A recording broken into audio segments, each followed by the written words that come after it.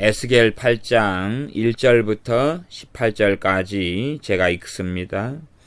제6년 6월 5일에 나는 집에 앉았고 유다 장로들은 내 앞에 앉았는데 주 여호와의 권능이 거기서 내게 임하기로 내가 보니 불같은 형상이 있어 그 허리 이하 모양은 불같고 허리 이상은 광채가 나서 단쇠 같은데 그가 손 같은 것을 펴서 내 머리털 한 모숨을 잡으며 주의 신이 나를 들어 천지 사이로 올리시고 하나님의 이상 가운데 나를 이끌어 예루살렘으로 가서 안뜰로 들어가는 북향한 문에 이르시니 거기는 투기의 우상 곧 투기를 격발케 하는 우상의 자리가 있는 곳이라. 이스라엘 하나님의 영광이 거기 있는데 내가 들에서 보던 이상과 같더라. 그가 내게 이르시되 인자야 이제 너는 눈을 들어 북편을 바라보라 하시기로 내가 눈을 들어 북편을 바라보니 제단문 어기 북편에 그 투기의 우상이 있더라. 그가 또 내게 이르시되 인자야 이스라엘 족속에 행하는 일을 보느냐. 그들이 여기서 크게 가증한 일을 행하여 나로 내 성소를 멀리 떠나게 하느니라. 너는 다시 다른 큰 가증한 일을 보리라 하시더라. 그가 나를 이끌고 뜰 문에 이르시기로 내가 본즉 담에 구멍이 있더라. 그가 내게 이르시되 인자야 너는 이 담을 헐라 하시기로 내가 그 담을 허니 한 문이 있더라. 또 내게 이르시되 들어가서 그들이 거기서 행하는 가증하고 악한 일을 보라 하시기로 내가 들어가 보니 각양 곤충과 가증한 짐승과 이스라엘 족속의 모든 우상을 그 사면 벽에 그렸고 이스라엘 족속의 장로 중 70인이 그 앞에 섰으며 사반의 아들 야사냐도 그 가운데 섰고 각기 손에 향로를 들었는데 향연이 구름같이 오르더라. 또 내게 이르시되 인자야 이스라엘 족속의 장로들이 각각 그 우상의 방 안 어두운 가운데서 행하는 것을 너가 보았느냐. 그들이 이르기를 여호와께서 우리를 보지 아니하시며 이 땅을 버리셨다 하느니라. 또 내게 이르시되 너는 다시 그들의 행하는 바 다른 큰 가증한 일을 보리라 하시더라. 그가 또 나를 데리고 여호와의 전으로 들어가는 북문에 이르시기로 보니 거기 여인들이 앉아 담무스를 위하여 애곡하더라. 그가 또 내게 이르시되 인자야 내가 그것을 보았느냐. 너는 또 이보다 더 큰 가증한 일을 보리라 하시더라. 그가 또 나를 데리고 여호와의 전 앞뜰에 가시기로 보니 여호와의 전문 앞 현관과 제단 사이에서 약 25인이 여호와의 전을 등지고 낫을 동으로 향하여 동방 태양에 경배하더라. 또 내게 이르시되 인자야 너가 보았느냐. 유다 족속이 여기서 행한 가증한 일을 적다 하겠느냐. 그들이 강포로 이 땅에 채우고 또다시 내 노를 격동하고 심지어 나뭇가지를 그 코에 두었느니라. 그러므로 나도 분노로 갚아 아껴보지 아니하고 긍휼을 베풀지도 아니하리니 그들이 큰 소리로 내 귀에 부르짖을지라도 내가 듣지 아니하리라. 아멘. 에스겔 8장에서는 이제 하나님께서 이 예루살렘, 유다, 또 이스라엘 멸망했으나 지금 하나님께서는 성경 에스겔서에서는 유다나 이스라엘의 죄에 대하여 다시금 계속하여 말씀하시고 계십니다. 그래서 이스라엘이라 통칭할 수도 있고 유다라 그렇게 칭할 수도 있습니다. 특별히 이제 상징적으로 하나님의 백성들인 이스라엘을 예루살렘이라 이렇게 예루살렘의 구체적인 단어를 사용할 때도 있고 예루살렘이라는 상징성을 쓸 때도 있습니다.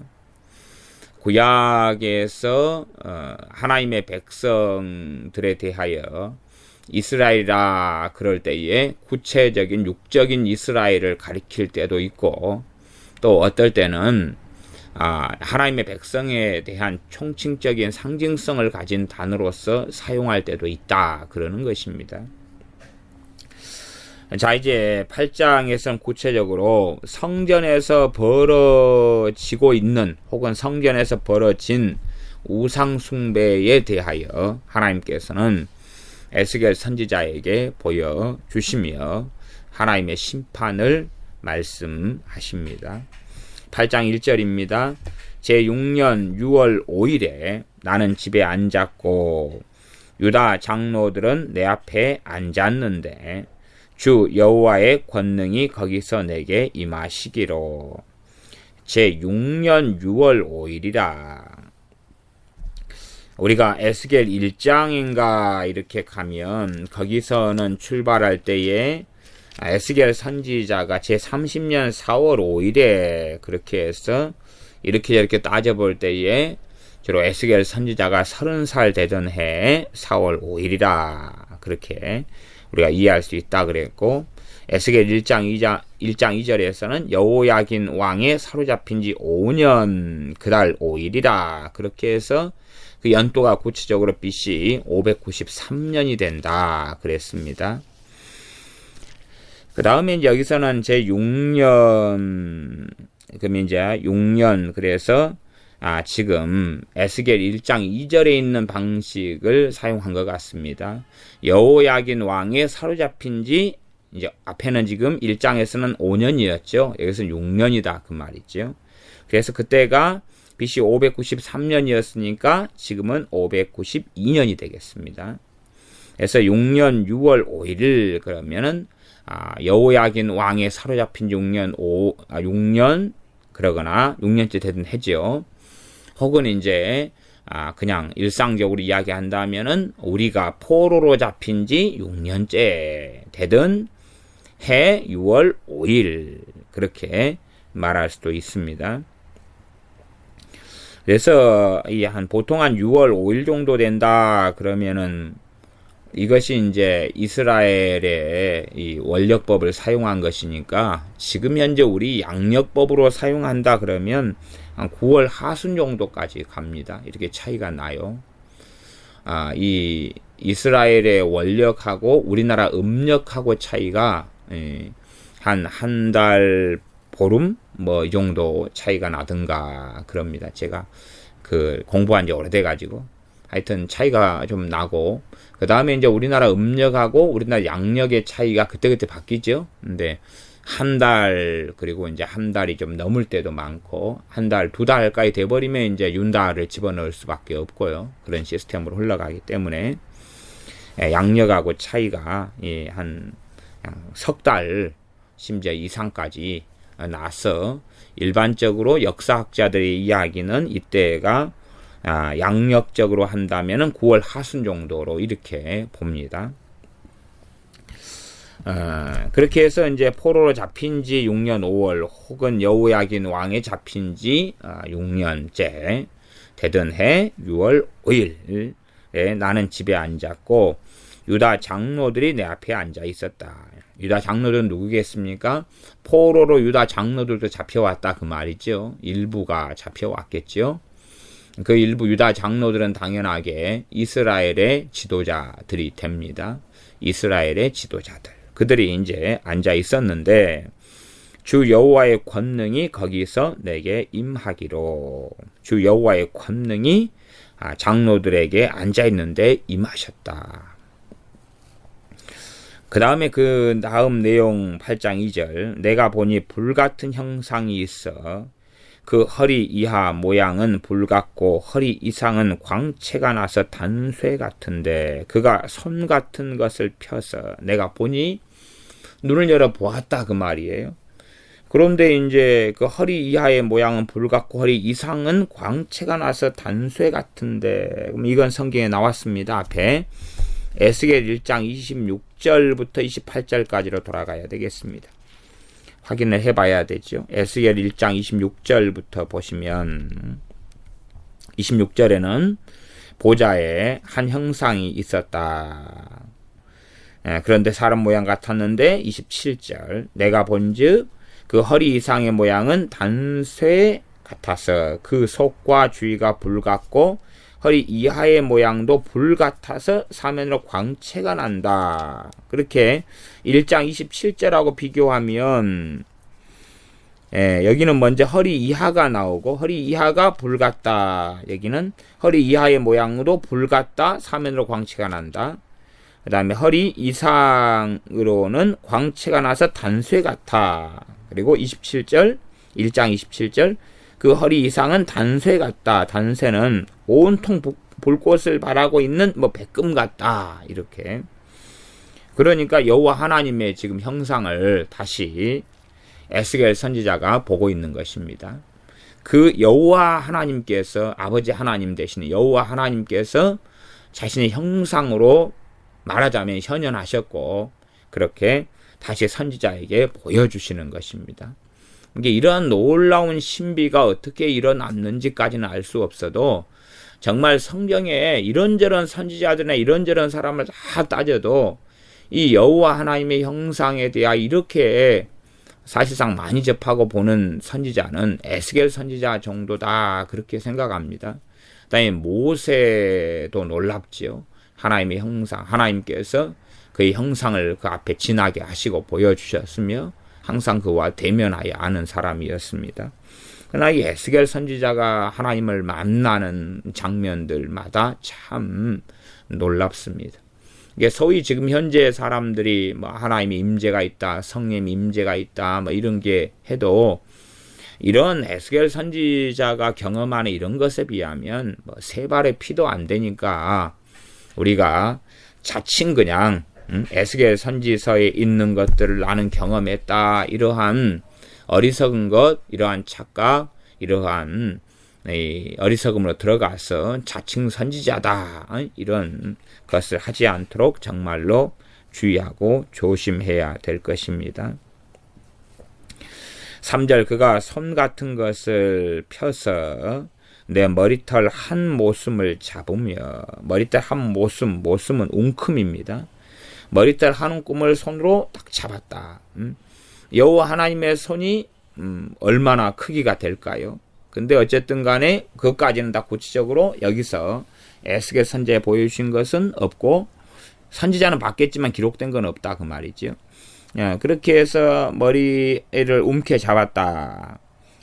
그러면서 주의 신이 나를 들어 천지 사이로 올리시고 성령님께서 들어 올리셨다. 천지 사이로 에스겔 선지자를 들어 올리셨다. 들어 올리셔가지고 하나님의 이상 가운데 나를 이끌어. 이상은 환상입니다. 이게 참 어떻게 우리가 이해할 수 없는 이 신비적인 상황이 나와 있습니다. 장로들이 함께 모여있는 그 자리에서 이 여호와의 권능이 거기에 임하시고 그 다음 여호와 하나님께서 지금 현현하셔서 손을 펴셔가지고 머리털을 잡고 들어 올리는데 그때에 성령님께서 또한 주의 신이 성령님께서 관여하셔가지고 에스겔 선지자를 천지 하늘과 땅 사이로 들어 올리고 하나님의 이상 가운데로 이끌어 가셨다는 이야기. 하나님의 환상 가운데로 이끌어 가셨다. 그러니까 우리가 얄팍하게 경험하는 꿈이나 환상 같은 것하고는 차원이 다른 이야기입니다. 그래서 어디로 이끌어 가셨느냐? 일단은 그러니까 이건 환상이라고 볼 수 있어요. 환상인데 소위 은사를 받았다, 영적인 신비 체험을 했다고 하는 사람, 말하는 사람들의 환상하고는 질적으로 다르다 그 말이에요. 예루살렘 성전으로 이제 데려갑니다. 나를 이끌어 예루살렘으로 가서 안뜰로 들어가는 북향한 문에 이르니 거기는 투기의 우상고 투기를 격발케 하는 우상의 자리가 있는 곳이라. 투기를 일으키는 투기의 우상이다. 투기를 격발케 하는 우상의 자리가 있다. 두 가지로 크게 해석할 수가 있겠죠.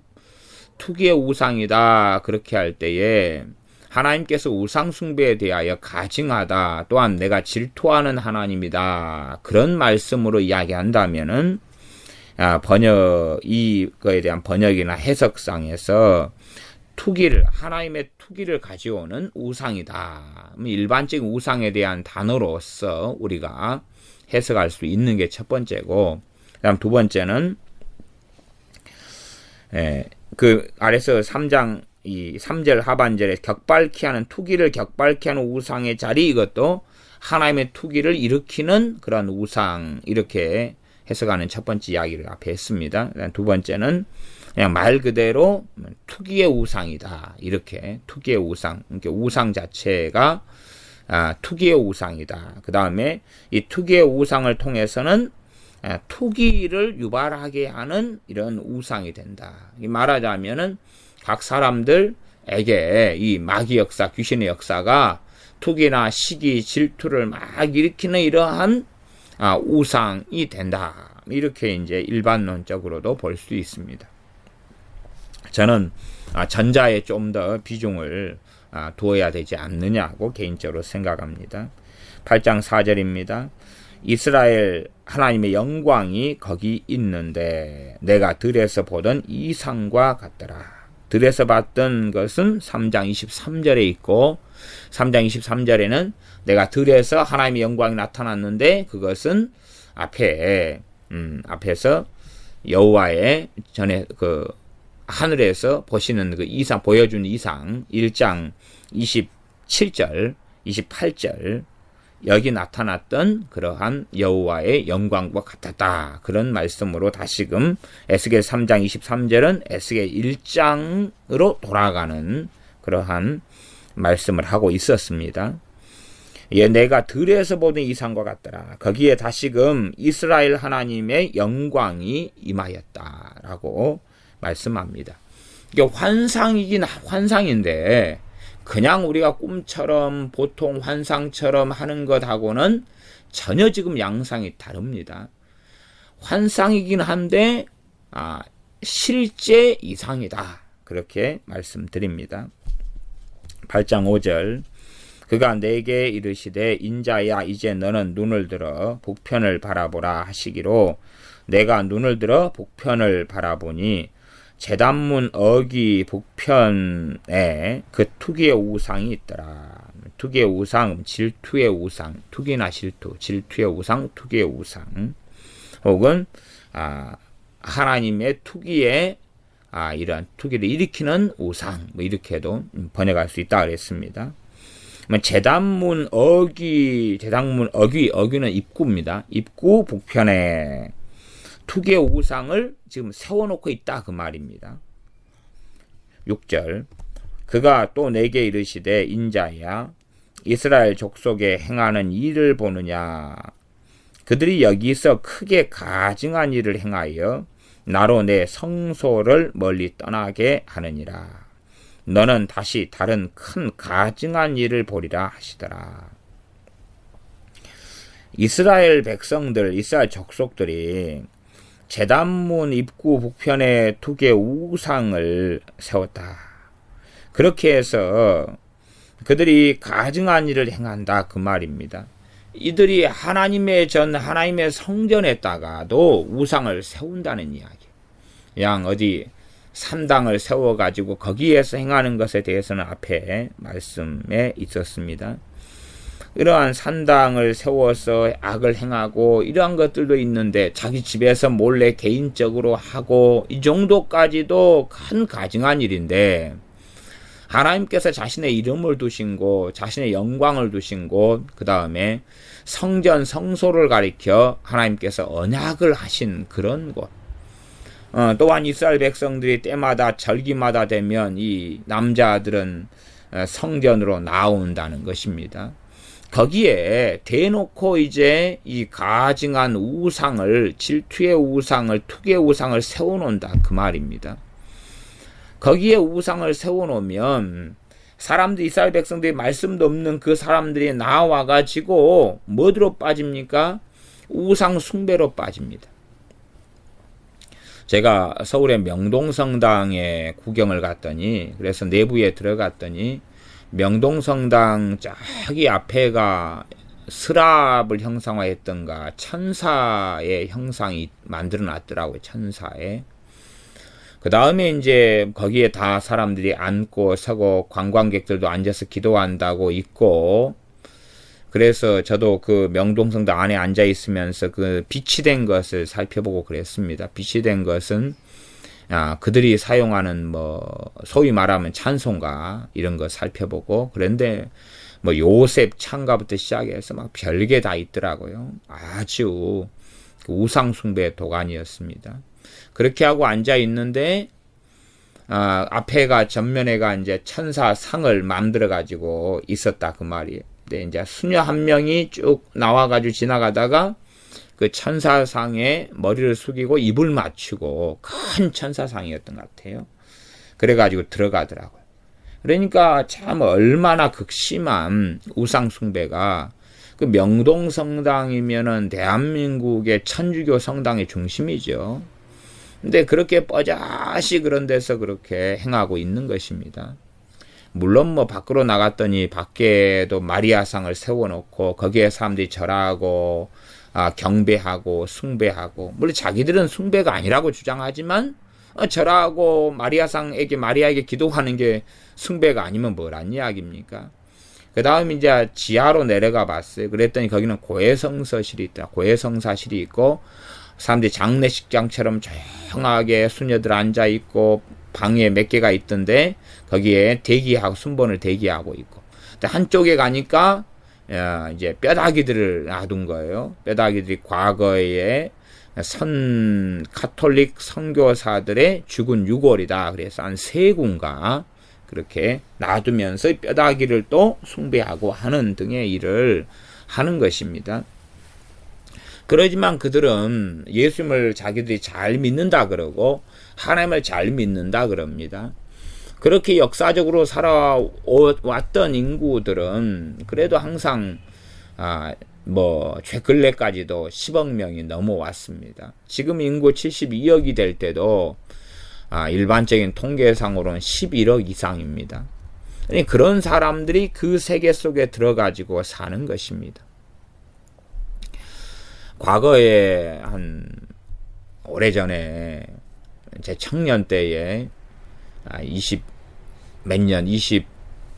전 1990년에 필리핀에 이렇게 단기 선교를 갔습니다. 그때 단기 선교는 이 외국에 갔던 단기 선교로서는 이제 그 전에는 전혀 없었고 최초의 단기 선교였습니다. 1990년 7월이었는데 그때에 필리핀 마닐라로 단기 선교를 몇 주를 갔었는데, 그러면서 이제 한 마을을 타겟으로 정해놓고 그 마을에 머물러 있는 몇 주 동안에 계속 그 마을 사람들만 전도하고 머물러 있었습니다. 근데 필리핀은 천주교를 전체가 믿는 그런 나라입니다. 그래서 결국은 천주교 신자들이죠, 다. 그들하고 전도하고 이제 그들 따갈로그하고 영어를 쓰는데 대강 영어로 이야기를 합니다. 그렇게 하고 대화하고 이야기하는데 그들은 심지어는요 예수님도 모르는 거예요. 다 그래서 참 어찌된 이 가톨릭 천주교가 자기들은 성모 마리아를 믿는데 그다음에 예수님도 믿는다 그러는데 예수님도 모른다. 그 정도로 심각하게 천주교가 오염이 됐고 타락했구나 하는 것을 접한 일이 있습니다. 마찬가지로 이 종교다원주의가 들어오고 하나님 말씀대로 산다는 이러한 예루살렘, 또 나아가 예루살렘 성전에 오니까 얼마나 가증한 일이 벌어지느냐 하는 것입니다. 우리나라의 이제 천주교 또 전 세계 천주교 이것이 개신교의 인구하고 거의 비슷합니다. 비슷해요. 그러니까 십몇억 이런 사람들이 다 천주교고 역사 이래로는 상상할 수 없는 많은 사람들이 천주교에 빠져서 그렇게 살아왔었습니다. 또한 개신교 안에도 이제 이러한 우상 숭배성이 점점점 많아지고 있습니다. 과거에 가톨릭 세워였던 큰 성당들 같은 데를 지금 인터넷 검색해서 그 사진들, 그 모습들 이런 것을 보면 거기에다가 이제 마귀상도 다 새겨놓고요. 왜? 마귀도 나중에 구원받는다는 것입니다. 왜 마귀가 구원받느냐? 이미 예수님 십자가를 통해 심판을 받았기 때문에 그는 패배자가 됐고, 그래서 이제 그 마귀는 우리의 종으로 되었다. 우리 종으로 되었다. 그래서 마귀의 형상화하는 것 중에 하나가 가고일 같은 겁니다. 가고일이라는 게 있어요. 그런 짐승들을 말하자면 물바지 통 같은 것으로 다 만들어 놓았더라. 그러면 가고일을 물바지 통으로 왜 만들었느냐? 그러면 가고일이 그렇게 흘러내리는 물바지로 자기들이 말하자면 그 마귀나 더러운 영들의 형상화지요. 그렇게 하는 수고를 했을 때에 죄에 대한 보속을 지불하고 결국은 구원받게 된다. 그러니 여기서도 너희들이 고생 좀 해라. 그런 거에 대한 형상화라 그럽니다. 그러한 기괴한 것들이 이 정상적이게 생각하고 살아가는 천주교 신자들의 오랜 역사 속에서 있어 왔고, 그들은 그것이 심각하고 이상이 있으며 잘못됐다는 것을 당연하게 거기에 만연해서 빠져 있는 천주교 신자들은 느끼지 못하고 알지 못할 거다. 그 말입니다. 심지어는 천주교 안에서도 성령 쇄신파 같은 것이 있고 나름대로 방언도 하고 기도하고 깨어있는다 하는 사람들의 무리들도 있습니다. 물론 저도 그 무리들, 그 부류들하고도 교제하고 관계를 가져보았습니다만은 그들이라 할지라도 또한 그럼에도 불구하고 자기의 천주교에 대한 큰 판타지와 이상을 가지고 있고 기괴한 것들이 또한 그들에게도 깊이 있게 스며들어와 있었던 것을 보면서 그들과의 연관을 저도 정리했던 일도 있습니다. 그러니까 이 가톨릭이 과거에는 당연히 초대교회에서 시작됐던 것 아닙니까? 그렇게 되면서 로마에 있는 교회가 기존 교회의 중심이 되고 로마에 끊임없이 많은 로마 사람들, 다신교회 사람들이 유입되면서 그들이 말씀을 혼합시키고 그러면서 이제 마리아 숭배로 들어가고 교회는 타락해져 가고 그 가운데 깨어있는 소수의 사람들만 남아서 역사를 지속해 오다가 1500년도의 종교 개혁을 통하여서 다시 말씀으로 돌아오게 되면서 지금 현재 개신교로 흘러오게 되었습니다. 그럼에도 이제 과거에 우리 교회에도 열린 예배 같은 것을 통해서 강단에서 춤추고 강단에서 유행가 부르고 하는 일들이 이제 그렇게 특별하고 놀랄 일들은 아니게 되었습니다.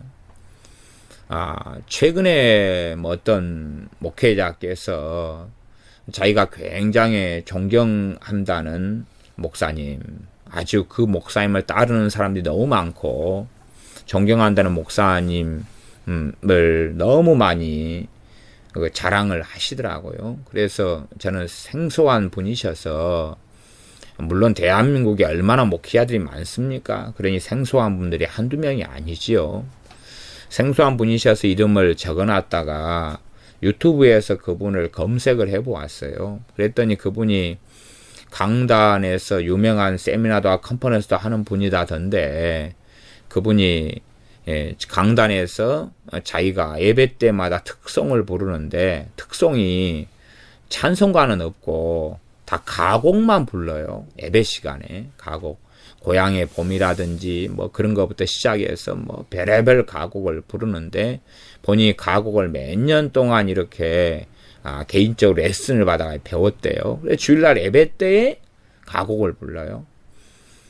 그 다음에 이제 어떨 때에는 주일날 예배 때에 자기 남전도 회원들과 함께 나와서 자기가 또 특공무술 또 몇 년을 배웠대요. 그래가지고 이렇게 야구 배트 같은 것을 이렇게 격파도 하고 뭐 함께 격파를 보이고 이런 것들을 주일날 예배 때 행하더라. 그러면서 많은 목회자들의 목회자 세미나를 하는 막 영성 있는 목사입니다. 그럽니다. 아니 일반적으로 자기 취미생활로 가곡을 부르는 것이야 뭐 말리겠습니까? 그러나 주일날 예배 때에 그것도 평신도나 이런 성도님이나 집사님도 아니고 담임 목사가 예배 때의 특송이라고 가곡을 부른다. 그런데 영성이 있다. 그 사람 영성 컨퍼런스를 주로 많이 하는 것 같아요. 그러면서 그런 목사님을 따른다. 설교는 그 가곡 부르는 것은 유튜브 동영상이 굉장히 많이 있었습니다. 그런데 설교는 딱 한 편인가 있더라고요. 그건 미국에 가서 이 미국의 어느 교회에서 부흥 집회 같은 걸 하는 설교 영상이었는데 그거 하나 있어서 하나를 보았는데 앞에 자기가 어떤 질문들을 하고 그 질문에 맞힌 사람은 행운의 $2를 주더라고요. 행운의 $2가 뭔지 압니까? 미국에서 쓰는 부적입니다. 이게 실제로 통용되지 않는 화폐, 그러나 실제 돈의 가치를 가지고 있는 $2를 가지고서 행운의 $2라고 그래가지고 과거에 미국 서부에서부터 부적 같은 걸로 사용했던 겁니다. 그러니까 미국식 부적인 건데 그것이 이제 지금 한국에 와서 조금씩 유행되고 있는 거죠. 그런 행운의 $2를 가지고서 그 교회 부흥 집회를 하는데 자기가 내는 넌센스 퀴즈 같은 거 알아맞히는 사람에게 그걸 선물로 주면서 설교의 서두들을 시간에 장식을 하고 있었습니다. 그런 분이 영성이 있다. 참 곤란한 이야기죠. 그러니까 제가 그런 분을 이야기를 언급하는 것은 또 실제로 이제 장로교는 좀 덜합니다. 근데 기장이라든지 감리교라든지 물론 저는 감리교 안에 존경하는 목사님도 계시고 그러니까 모든 감리교에 대해서 그렇게 이야기하는 건 아닙니다. 그러나 이제 실제로 장로교의 배경 속에 살아왔던 사람들하고 이 감리교의 배경 속에 살아왔던 사람들이 같기도 하고 다르기도 한데 이 감리교 가운데서 저도 감리교회에서 몇 년 동안 이렇게 섬기고 또 사역도 하고 그렇게 했었습니다. 저는 존경할 목사님 밑에서 있었기 때문에 그래서 모든 감리교에 대해서 그렇게 이야기하는 건 아닙니다. 그런데 어떤 감리교 목사님들의 설교를 들으면 정말로 저게 설교인가 할 정도의 기괴한 이야기를 하는 충격적인 경험을 하기도 합니다. 지금 개신교 안에서 벌어지는 일이지요. 그러니까 우리가 우물안 개구리처럼 이렇게 내 신앙의 영역 속에서 어느 교단, 교파에 속하든지 간에 살아갈 때 되면 그냥 내가 살아가는 모습이 전체의 한국 교회나 전체의 모든 교회의 모습이겠거니 그렇게 생각할 수도 있습니다.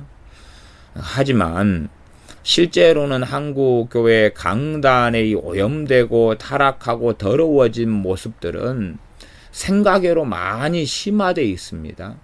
천주교를 앞에서 언급했지만 천주교하고 아직은 훨씬 낫다 그렇게 상대적인 나음이 있다고 말할 수 있지만은 그럼에도 불구하고 정말로 많은 세속적인 것들이 교회 안에 깊이 있게 파고 들어왔습니다.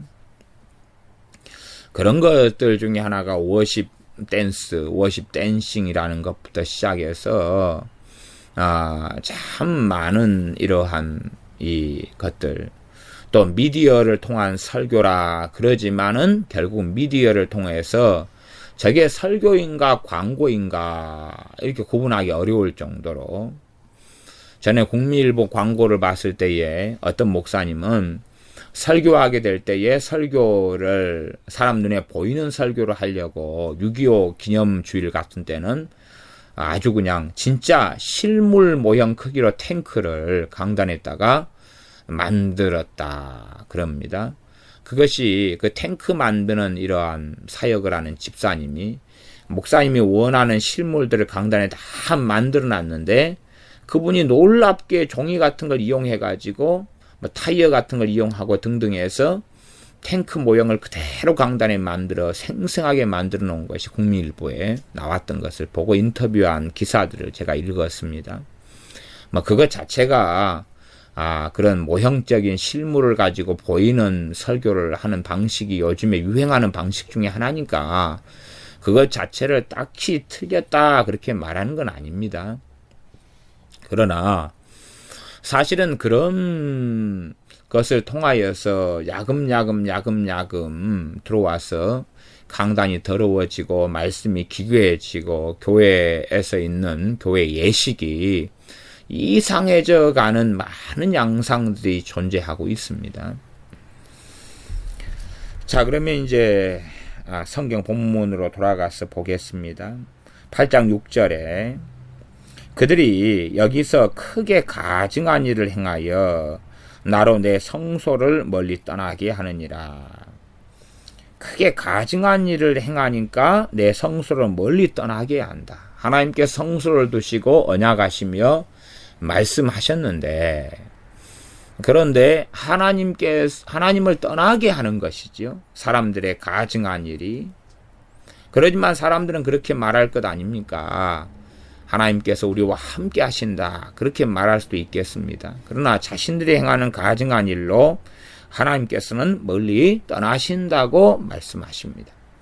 성소를 가지고 언약을 맺었던 그 하나님, 율법에 많은 하나님의 약속들이 있는데 성소에 대한 약속과 언약들이 있다 그 말이에요. 그러나 하나님께서는 이런 가증한 일을 행하게 될 때에는 하나님께서 심지어 성소를 무너뜨려 버리겠다고도 말씀하셔 왔습니다. 그래서 우리가 하나님이 우리에게서 멀리 떠나게 할 수 있다는 것입니다. 누가요? 하나님의 백성이. 말하자면 하나님의 교회가, 신자들이, 교회된 믿는 사람들이 자기에게서 하나님이 떠나게 할 수 있다는 사실입니다. 신학적으로 이렇게 저렇게 굳이 말할 필요도 없고, 사울 왕에게도 성령님이 임하셔서 새 사람이 되었다가 성령님이 떠나셨잖아요. 그런 것처럼 주님께서 약속하신 것은 영원토록 이 성소에 내 이름을 두겠다 말씀하셨고, 신약에 와서는 성령님에 대하여 영원토록 너희와 함께 있겠다 말씀하셨습니다. 그러나 그것은 조건적이라는 사실은 항상 기억해야 됩니다. 그것은 무조건적이다 생각하면 안 됩니다. 무조건적인 선택만 말하면 틀린 것입니다. 무조건적인 선택과 조건적인 선택이 함께 있는 것입니다. 그것까지 정확하게 이야기하기에는 원체 복잡한 이야기니까. 그래서 하나님의 사랑도 무조건적인 사랑이고 또한 조건적인 사랑이고 이 두 가지가 다 성경에 함께 있는 것을 명백히 보셔야 되고, 하나님의 선택도 무조건적인 선택과 조건적인 선택이 성경 66권에 같이 공존하고 있는 것을 봐야 됩니다. 그런 다음에 선택이나 예정에 대해서 이야기를 해야 됩니다. 마찬가지로 조건적인 선택만 본 다음에 이야기를 하면 곤란해요. 무조건적인 선택만 본 다음에 이야기해도 곤란합니다. 이야기하려면 그 본문 안에서만 이야기하고 전체를 아우르는 이야기로서는 곤란하다 그 말이에요. 전체에 대한 이야기를 하려면 무조건적인 선택과 조건적인 선택을 같이 보는 가운데에서 살펴야 되는 것입니다. 자, 그래서 하나님께서 영원한 이름을 주신다는 성소에서 그들이 가증한 일을 여기서 행하니까 나로 하여금 내 성소지, 하나님의 성소입니다. 내 성소를 멀리 떠나게 하느니라. 직접적으로 지금 여기 8장에서는 여호와 하나님께서 영광 가운데 임하셔가지고 그 모습을 에스겔 선지자가 보고, 그러한 하나님의 영광이 그 성전에 나타났다 그 말이에요. 이 환상 속에서 이제 성전으로 갔고 거기에 하나님의 영광이 또한 임하였다. 실제로 그런 것입니다. 환상인데 실제고 실제인데 환상이고, 거기에서 하나님께서 여호와 하나님께 직접 말씀하시기를 이거 가증한 일 때문에 나로 내 성소를 멀리 떠나게 하느니라. 8장 7절입니다. 그가 나를 이끌고 뜰문에 이르시기로 내가 본즉 담에 구멍이 있더라. 여기선 그가 나를 이끌고 그럴 때에 앞에서 주의 신 성령님이라고 보기보다는 여호와 하나님이라고 보는 것이 더 맞지 않나 싶습니다. 그래서 뜰문에 이르시기로 내가 본즉 담에 구멍이 있더라. 그가 내게 이르시되 인자야 너는 이 담을 헐라 하시기로 내가 그 담을 허니 한 분이 있더라. 담이 있어서 구멍이 있었는데 담을 헐어버려라. 그걸 일반적으로는 헐라 이것을 담을 뚫어라, 구멍을 내고 뚫어라 이러한 것으로서 이해되기도 하고 번역되기도 합니다. 8장 9절 또 내게 이르시되 들어가서 그들이 거기서 행하는 가증하고 악한 일을 보라 하시기로 내가 들어가 보니 각양 곤충과 가증한 짐승과 이스라엘 족속의 모든 우상을 그 사면 벽에 그렸고 이스라엘 족속의 장로 중 70인이 그 앞에 섰으며 사반의 아들 야도 그 가운데 섰고 각기 손에 향로를 들었는데 향연이 구름같이 오르더라. 11절에 보시면 이스라엘 족속의 장로 중 70인이 그 앞에 섰다. 그는 뭐냐 그러면 우상을 이야기합니다. 그 우상들 앞에 섰다 그 말입니다. 그 우상들 앞에 서 있었고 그 우상 이스라엘 족속의 모든 우상들이 사면벽에 다 그려졌지요. 각종 각양 곤충과 가증한 짐승 그 다음에 모든 우상을 사면벽에 그렸고 그 우상들 앞에 섰다. 그가 우상을 이야기하는 것입니다. 그러고 사반의 아들 야사냐도 그 가운데 섰다. 그는 구체적인 사람 이름이 나왔습니다. 구체적인 사람 이름. 아마도 대제사장이지 않을까 싶기도 한데 여기까지는 제가 주석들을 살펴보지는 않았습니다. 구체적인 사람 이름이 나왔다는 것은 상징이 아니라 지금 실제적인 일이다 하는 것을 염두에 두고 우리가 이해할 수 있습니다. 실제적인 구체적인 사람 이름이 나왔어요. 물론 이제 이 전체적인 일들 자체가 저는 기본적으로는 문자적인 부분이 충분히 있다라고 봅니다. 문자적인 부분이라는 것은 실제로 이 한 방에다가 이들은 이런 일을 행해놓고 있었다는 것이고 이스라엘 장로들 가운데 70명이 함께 모여가지고 향로를 들고 우상을 숭배하고 있다는 것입니다. 그러한 일을 이들은 행했어요. 그러니까 상상이 사실은 안 되는 거지요. 우리는 그 이스라엘에 대해서 광적으로 빠져 있는 사람들은 이스라엘을 항상 환상적이고 좋게 봅니다. 뭐 이스라엘의 교육법, 유대인 교육법 혹은 노벨상을 만드는 교육법부터 시작해서 굉장히 좋게 봅니다. 이스라엘의 토론 문화, 토론법, 아이들의 질문법 이런 것들, 랍비의 교육법 이런 걸 굉장히 좋게 보면서 이스라엘 예루살렘에 대한 큰 환상과 환타지를 가집니다. 그러나 생각해 보십시오. 지금 현재의 이스라엘은 얼마나 심각한 동성애가 일어나고 있는가. 그 동성애는 하나님의 심판의 열매입니다. 얼마나 그 사회나 국가나 민족이 악으로 치달았느냐는 그게 성경에 제시하는 바로미터는 동성애예요. 동성애는 하나님이 가증히 여기는 죄이면서 또한 하나님의 심판의 표식이기도 합니다. 이 이중성이 동성애 안에는 존재합니다. 한 사회가 한 국가가 얼마나 동성애로 갔느냐 하는 것은 그들이 얼마나 타락했느냐 하는 것의 바로미터입니다. 실제로 신부들이나 수녀들 가운데 동성애자들은 굉장히 많고 그 다음에 신부들 가운데 유아 성애자도 굉장히 많습니다. 유아 성애자는 어린아이 꼬마 아이들에 대해서 성적인 음란성을 가지고 행하는 사람을 유아 성애자라 그럽니다. 그런 것들이 사실상은 이 영적인 바로미터이기도 합니다. 지금 현재 이스라엘 가운데 동성애가 급속도로 번져가고 동성애가 전 세계에서 가장 만연한 이러한 도시도 이스라엘 안에가 존재할 정도로 이스라엘은 심각한 동성애 속에 들어가 있는 국가와 나라입니다.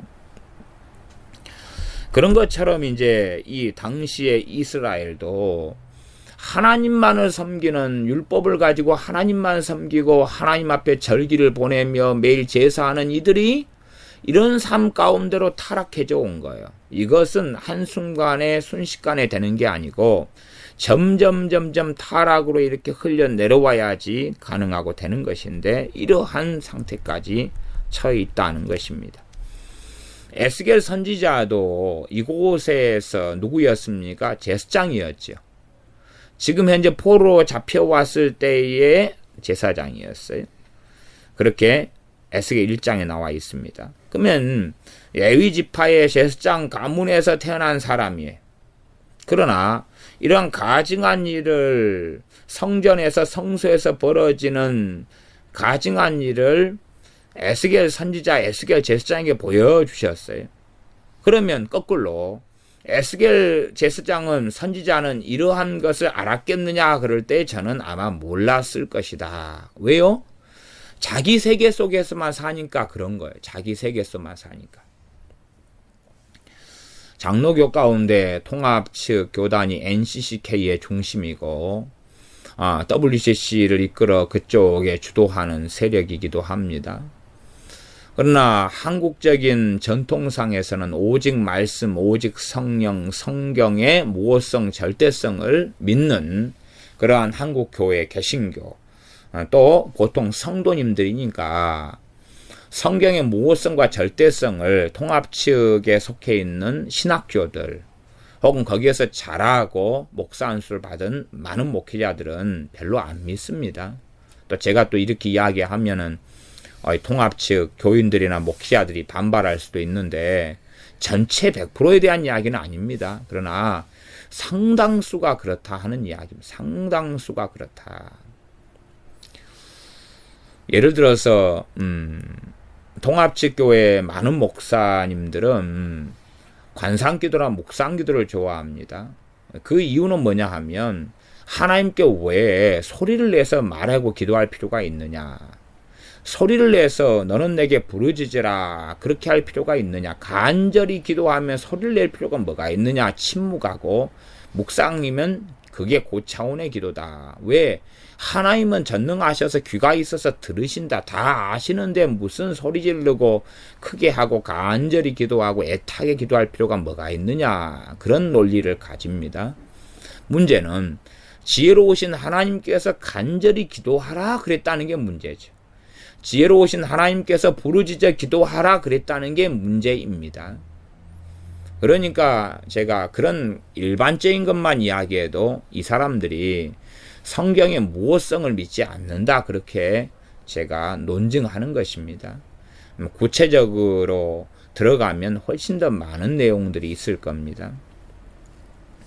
그러지만 일반적인 성도님들이나 통합 측에 속해 있는 신자들이나 또 자기만 나만 우리 교회만 잘 믿으면 되지 하는 목회자들이야 통합 측에 흘러가는 전체 모습과 얼굴을 못 볼 수 있겠지요. 못 볼 수 있겠죠. 보면서도 그냥 모른 채 하고 눈 가리고 아웅할 수도 있다는 사실입니다. 오물한 개구리처럼 자기 세계 속에서만 빠져가지고 살아가면 얼마나 기괴한지를 잘 모른다 그런 말입니다. 감리교 같은 경우는 과거의 변선한 확장을 통하여서 아주 이단적인 사설들이 가르쳐져 왔고 감신대나 목원대 같은 경우가 얼마나 심각하게 왜곡됐고 타락했느냐 그런 것은 많이 알려진 일입니다. 심지어는 이제 감리교 목사님 가운데 박보영 목사님 인천 방주교회 그 목사님도 본인 설교 시간에 제가 들었는데 자기는 감리교 신학교를 가가지고 너무나 놀랬다. 이렇게 경건성이 없고 이렇게 하나님 말씀하고 상관이 없는 이런 신학교인 줄을 미처 나는 몰랐고 거기에서 성도들의 교제를 기대했고 믿는 사람들의 어떤 사랑을 기대했고 뭐 이런 것들을 기대했는데 전혀 그렇지 않았다. 이러한 실제로 체험한 이야기를 하지 않습니까? 그것도 벌써요.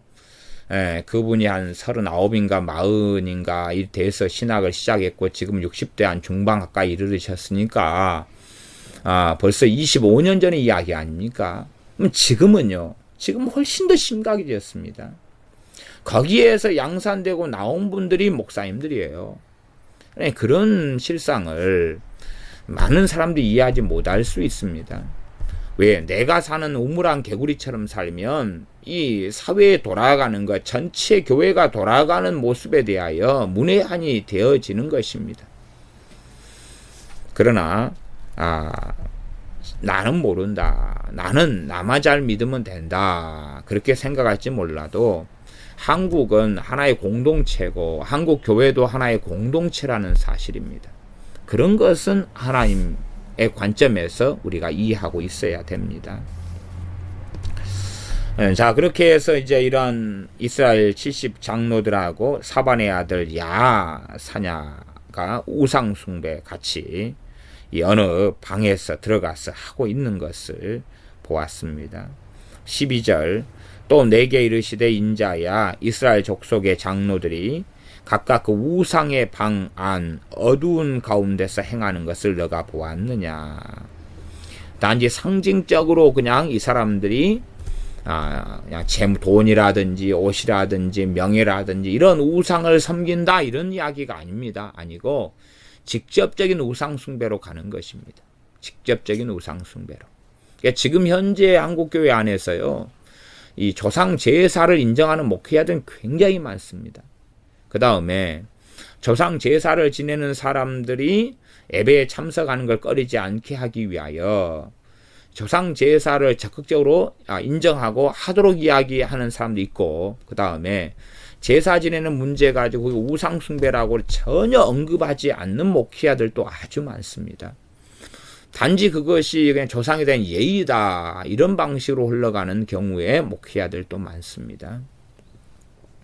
과거에 그러한 것하고 좀 유사한 식의 발언을 조영기 목사님이 하신 적이 있죠. 우리나라에서 아주 가장 큰 목회자라고 할 수 있는 분이 조영기 목사님입니다. 제가 조영기 목사님 책을 또 원체 많이 읽고 잘하고, 옛날에 성령님께서 조영기 목사님 책들을 읽으라고 제 개인적으로는 제게 말씀하셔서, 저는 조 목사님 책들을 많이 보고, 말하자면 영향도 많이 받았다. 그렇게도 말할 수 있겠습니다. 그럼에도 불구하고 이제 지금 현재의 하나님의 성회 조영기 목사님을 중심으로 해서 그렇게 해서 NCK와 WCC에 가담하고 들어가고 이런 것은 전혀 온당한 일들은 아니지요.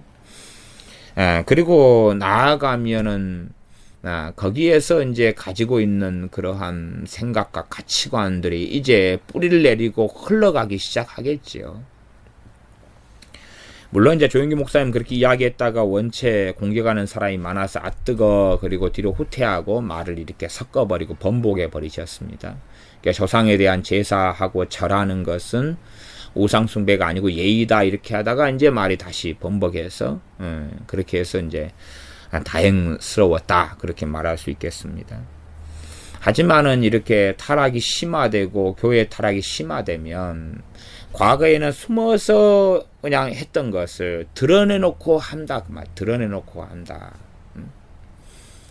최근에 몇 년 전에 이 근처에 있던 큰 교회 목사님이 미국에서 유학하셔가지고 오셔서 그 다음에 이제 하나님에 대해서 어머니 하나님이라는 이야기를 꺼내가지고 대행통 당하지 않습니까? 한국 교회는 아직 그렇게 실상이 되지 않기 때문에. 그러나 아마 몇 년이 더 지나면 이제 그 목사님이 어머니 하나님이다 그렇게 이야기 꺼내가지고 그냥 크게 교인들한테 그냥 당신이 그럴 수 있느냐고 당해가지고 뜨거 그랬는데 몇 년이 지나면 어머니 하나님이라고 이야기를 꺼내가지고 이제 아무렇지도 않게 되는 때가 오지 않을까 싶은 거예요. 저는 분명히 올 거라, 한국교회도 올 거라 그렇게 생각합니다.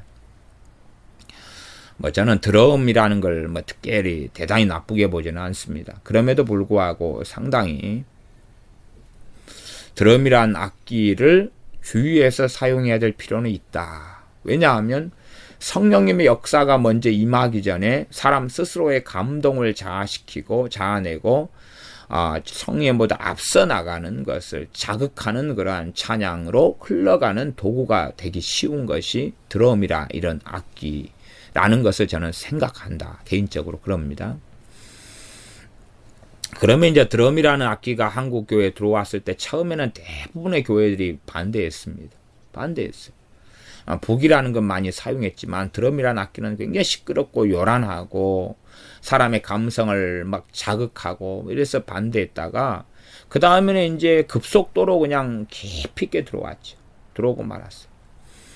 과거에 찬송이나 복음성가에 랩이 도용되는 것을 처음에 들어왔을 때 굉장히 반대했죠. 그러다가 지금은 랩이 들어가 있는 찬양이나 복음성가도 많이 부르고 그 다음에 세상 가수들이 믿는다 그래가지고 세상 가수들이 교회에서 자기 랩으로 노래도 부르고 그 다음에 이상한 복음성가도 만들어가지고 세상 노래하고 똑같이 세상 음악을 사용해서 부르는 일도 이제 지금은 흔한 일이 되었습니다.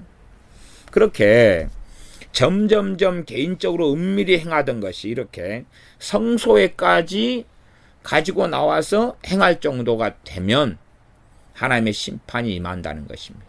이게 아직은 저는 한국 교회가 정말로 위험하다, 위기 속에 있다, 심각하다 그렇게 돼도 아직은 이제 이 에스겔 8장을 통해서 한국 교회의 저는 당연히 얼마 전에도 감리교회 처참한 실상에 약간 기장 같은 거 참 기괴합니다. 물론 또 근다고 해서 기장 측의 모든 사람이 그런 건 아니니까 이 정치적인 것이나 이런 걸 이야기하는 것입니다. 저는 기장 측의 제 동기 목사님도 계십니다. 그러니까 그분이 참 신실하고 이런 것도 압니다. 기장 측이 목사님하고 저는 신학을 같이 했다가 그분이 다시금 기장으로 돌아가셨어요. 전 장로교 좀 합동에서 신학을 했지 않습니까? 그러니까 돌아가셨는데 그 이유는 이제 뭐 그쪽 정치적인 이유 때문에 그렇습니다.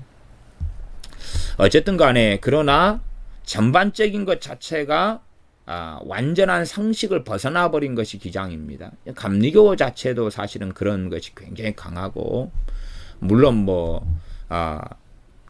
장로교는 통합 같은 게 앞서고 WCC 앞서고 있지만 그 기괴함은 상대적으로는 좀 사실은 저는 덜하다 이렇게 보여져요.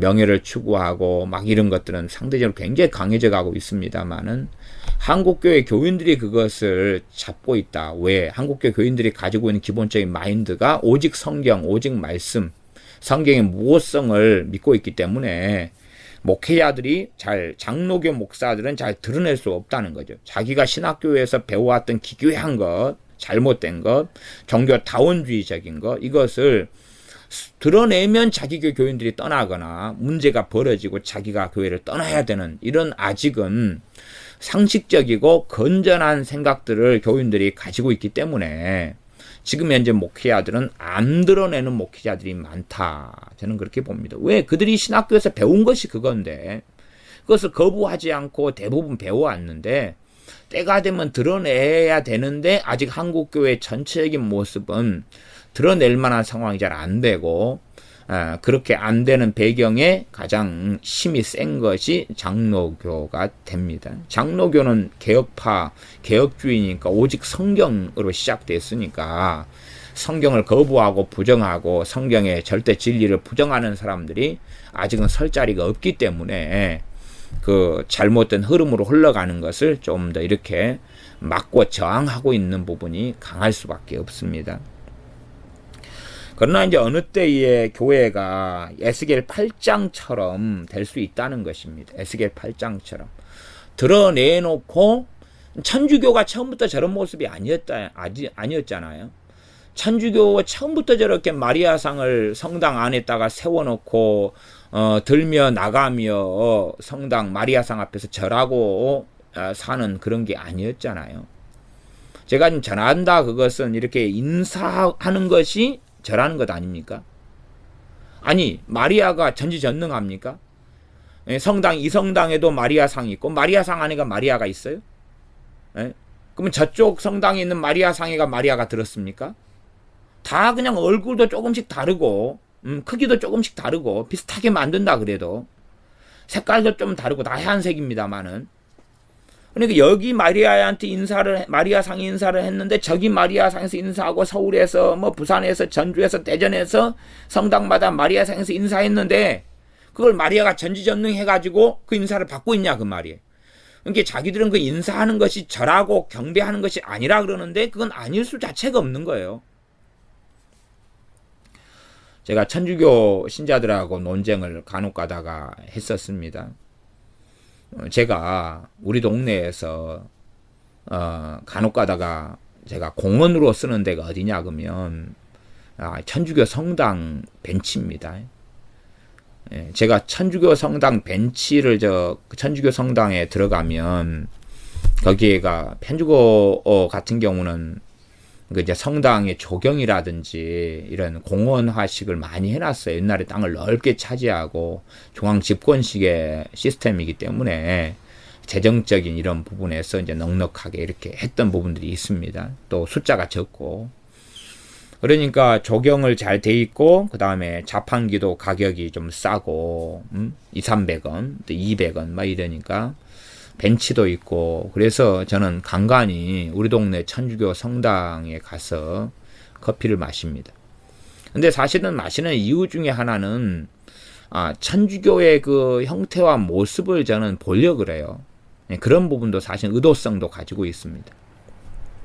그러니까 제가 커피를 마시면서, 앞을 드나드는 천주교 신자들이 그 앞에 가면 마리아상이 있잖아요. 거기에다 촛불을 켜고, 엎드려 절하고, 묵주를 돌리고, 그 다음에 수요일이나 이럴 때 되면 특별한 날인가, 어쩐가는 몰라도, 이 목요일에도 그렇고, 그 마리아상 앞에 의자를 의자를 가지고 나와요. 플라스틱 의자를 다 가지고 나와가지고, 마리아상 앞에 이제 장소가 넓잖아요. 공원화된. 거기에다 다 앉아가지고 마리아상 앞을 향해가지고 걔들이 미사를 또 한단 말이에요. 그런 것을 저는, 보고 알아요. 보고 아는데, 저하고 논란하면서 왜 천주교를 공격하냐, 이런 분들은 그런 일이 없다는 거예요. 아니, 내가 풍월로 듣거나 그러는 게 또 아니고, 저는 실제로 또 과거에 미사를 어떻게 하냐 그래서 미사에 참여하고 이런 경험들이 있는 사람입니다. 미사에 참여했더니 맨날 마리아 찬가만 불러대면서 일어났다 앉았다가 그런 경험을 다 하고 지금도 종종 천주교 성당 앞을 지나가면서 다 그 행태들을 나는 보는 사람이에요. 지금 우리 동네 천주교 성당이 특별하고 기괴한 것이 아니라 나름대로 천주교 전체의 모습 가운데는 좀 건전한 성당에 속하거든요. 그런 걸 나는 아는데 그것이 경배하는 게 아니고 마리아상 앞에서 절하는 사람이 아무도 없다, 안 그런다, 이런 기괴한 이야기를 하면 이게 저는 그래서 그런 사람들하고는 대화 자체가 안 되는 것 같아요. 내 눈에 그냥 보는데 제가 아는 이제 같이 도서관에서 공부했던 이런 후배 되는 애 하나가 있는 다리를 쩔뚝여요. 그가 천주교 애인데 도서관을 공부할 때 되면 항상 밖에 나가서 담배를 피우고 꼴초. 근데 천주교는 자주 다녀요. 제가 벤치에 앉아있으면 그 쩔뚝거리는 애가 와서 항상 마리아상 앞에서 또 절하고 가고, 그래서 얼굴이 익히 아는 애니까 또 쟤 와서 또 절하고 들어가서 또 십자성어 그으면서 앉아가지고 기도하고 나올 모양이구나. 마리아한테 먼저 신고한 다음에 성당에 들어가서 이제 좀 기도하고 또 나와서 또 어떨 때는 술 마시고 웅청웅청 지나다니고 이런 것을 목격하지요. 이제 그냥 개인적인 이야기다, 이렇게 이제 그 개인에 대한 것은 이야기할 수 있겠지만, 그러나 천주교의 그 심각한 모습들은 보통 개신교 신자들이 교황이 오고 천주교 신자들이 선행하고 구제하니까 그걸 잘 모를 수가 있어요. 객관적인 모습 자체를. 그러나 개신교 신자들이 생각하는 것하고는 천주교는 너무 다릅니다. 이게 최소한은 천주교가 얼마나 많은 사람들 미혹해가지고 지옥에 지금까지 끌어들여 왔느냐, 또 다 지옥 가게 하느냐, 이것은 다 알고 계셔야 돼. 지금 현재 개신교에서 천주교로 돌아가는 사람들이 1년에 어떤 통계에 의하면 몇십만 명씩 천주교로 유입돼 들어가 버립니다. 말하자면 개신교 안에서는 그 종교적인 장엄함이나 경건성이나 신비를 경험할 수 없다는 거예요. 그러나 천주교는 그게 있기 때문에 돌아간다는 것입니다. 천주교로, 개신교에서. 그러니까 천주교를 몰라서는 되겠느냐 그 말입니다. 나아가서는 에스겔 8장 같은 이러한 성전에서 행하는 가증한 일들, 지금으로 한다면 이제 성전이라는 것은 없고 예수 믿는 사람들이 모임을 자체를 교회라 그럽니다. 이 교회가 모여서 예배드리는 것을 성전은 아니고 예배처소 혹은 예배당 그렇게 말합니다.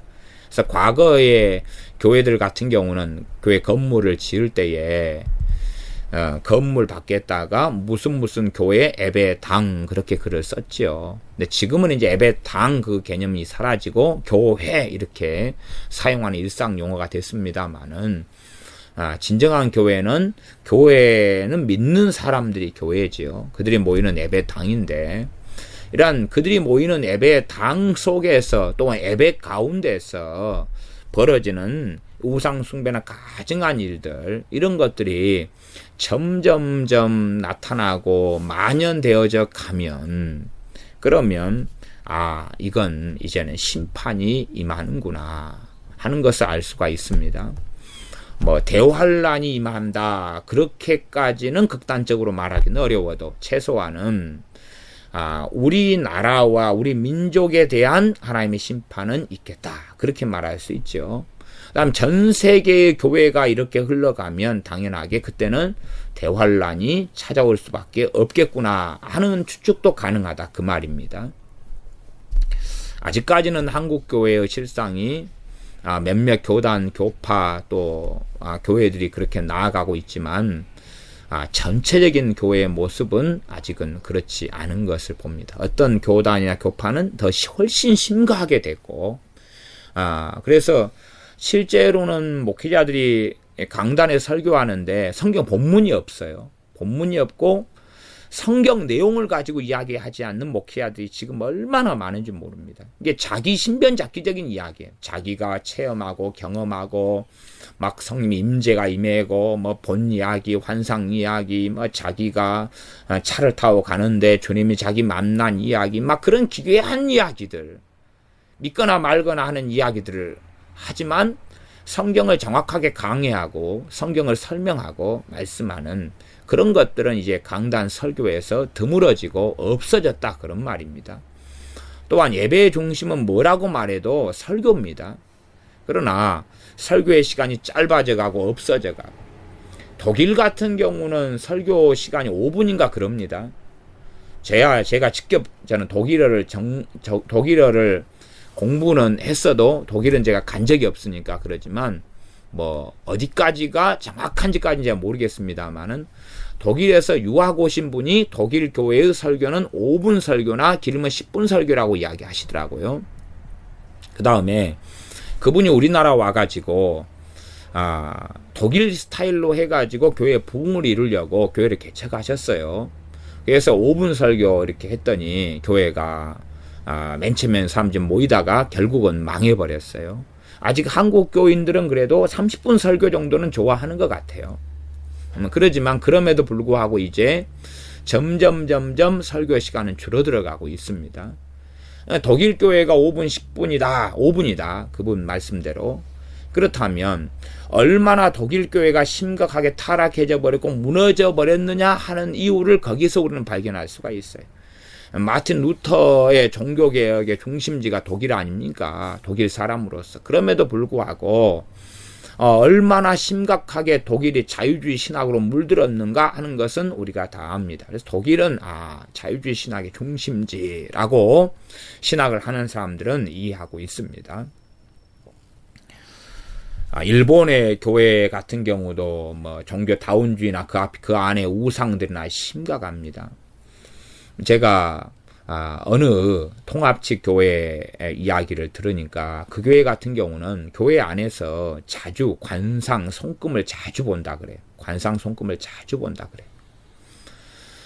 우리 교회 청년 가운데 우리 지연이가 회사에서 근무할 때 목사님 딸하고 함께 근무했는데 목사님 딸이 그렇게 겉으로는 신앙이 좋은 것처럼 하다가 고객을 위해서 어떤 서비스를 우리 이제 회사가 할 것인가 이러한 것을 아이디어를 제시하라고 그럴 때에 이 삼성인데 그 고객을 위해서 우리가 손금을 봐주자 이런 제안을 했다 그래요. 손금을 봐주자. 그 다음에 이제 그 회사를 이제 그만두게 되었는데 그만두고 이제 대학을 이제 간다고 이제 그만두었는데 그 회사 안에서 그 관상을 잘 보는 뭐 부장님인가 누가 있었다 그래요. 그러니까 당연히 안 믿는 사람이죠. 그러니까 회사를 그만두기 전에 그 부장님한테 내 떠나기 전에 내 관상 좀 봐달라고. 관상 좀 봐달라고. 근데 들어보니까 그 딸, 목사님 딸, 그 목사님은 그렇게 요한계시록을 많이 읽고 말세나 이거에 대해서 많이 설교하는 그러한 광주의 어떤 교회 목사님이라 그러고 그 딸도 자기가 직장생활 한 이유가 거기서 월급을 벌어가지고 그 자기 아버지 교회의 재정을 충당하려고 교인이 적으니까 뭐 그렇게 했다는 이야기를 들었어요. 그래서 참 신실한 모양이구나 그랬는데 뚱딴지같이 이렇게 손금을 고객을 위하여 봐주자. 응? 그렇게 해서 서비스를 하자. 삼성에 서비스를 하자. 그런 이야기를 들으면서 참 그런 것만이 아니라 제가 이제 여러 군데의 그런 비슷한 스타일의 이야기를 제가 들었단 말이에요.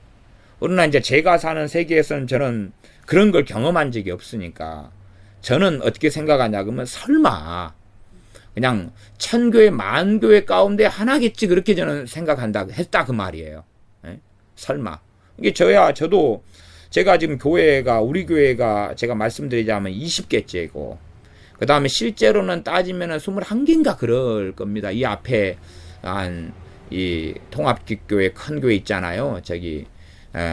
저 영락교회. 저 교회가 옛날에 성남교회였어요.